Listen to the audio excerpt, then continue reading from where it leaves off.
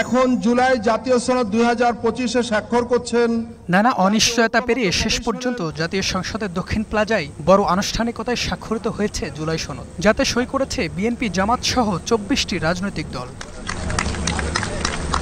PR পদ্ধতিতে নির্বাচন ও জুলাই সনদের আইনি ভিত্তির দাবিতে কয়েক মাস ধরে জামাত সহ বেশ কয়েকটি ইসলামী দল রাজপথে ছিল সরব।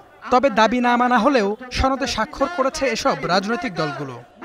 দীর্ঘ ৮ মাসের আলোচনার পর স্বাক্ষরের মধ্য দিয়ে যেন পূর্ণতা পেয়েছে জুলাই সনদের। প্রধান উপদেষ্টা এটিকে নতুন বাংলাদেশের সূচনা বলেও অভিহিত করছেন।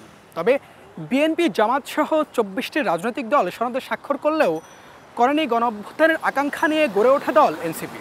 তাদের মতে বাস্তবায়ন পদ্ধতির উল্লেখ ছাড়া সনদে স্বাক্ষর করা হবে জনগণের সঙ্গে প্রতারণার সামিল।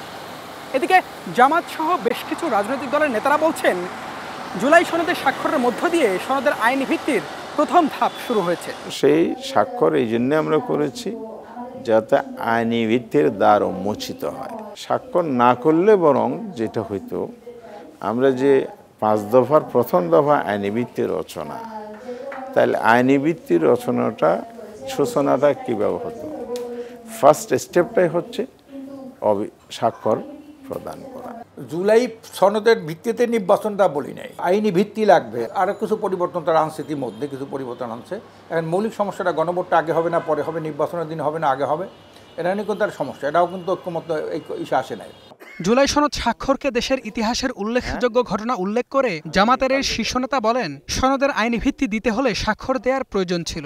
এদিকে ইসলামী আন্দোলন বলছে, জুলাই সনদের সঙ্গে পিআরের দাবির কোনো সম্পর্ক নেই। নির্বাচন অবাধ সুষ্ঠু না হলে জুলাই সনদের কোনো মূল্য নেই বলেও মন্তব্য করেন দলটির নেতারা।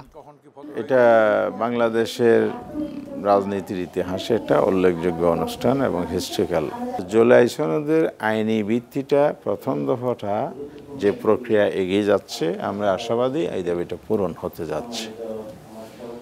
সেকেন্ড দাবি যেটা আমাদের পিআর, সেটা জুলাই সনদের মধ্যে উচ্চ কক্ষ আছে, নিম্ন কক্ষ নাই। এই জন্য আমাদের আন্দোলনের কর্মসূচিও বন্ধ নেই। পিআরটাই হলো মাদার অফ অল রিফর্ম আমরা মনে করি। কারণ এই জুলাই সনদের তো কিছু না, যেটা বাস্তবায়ন পদ্ধতিতে কী হবে, বাস্তবায়নটা হলো মূল। নির্বাচন যদি সঠিক না হয়, সুষ্ঠু না হয়, অবাধ না হয়, মানুষের জনমতে প্রতিফলন না ঘটে, এই জুলাই সনদের কোনো মূল্য নেই। দল দুটির নেতারা জানিয়েছেন, দুই কক্ষেই পিআরের দাবিতে রাজপথে আন্দোলন কর্মসূচি অব্যাহত থাকবে। নিম্নকক্ষ পিআর সহ অন্যান্য দাবি পূরণ না হবে যে আন্দোলন অব্যাহত থাকলে আমরা আশাবাদী এর মধ্যে দিয়ে একটা সমাধান বেরিয়ে আসবে। HM Imran, star news, Dhaka.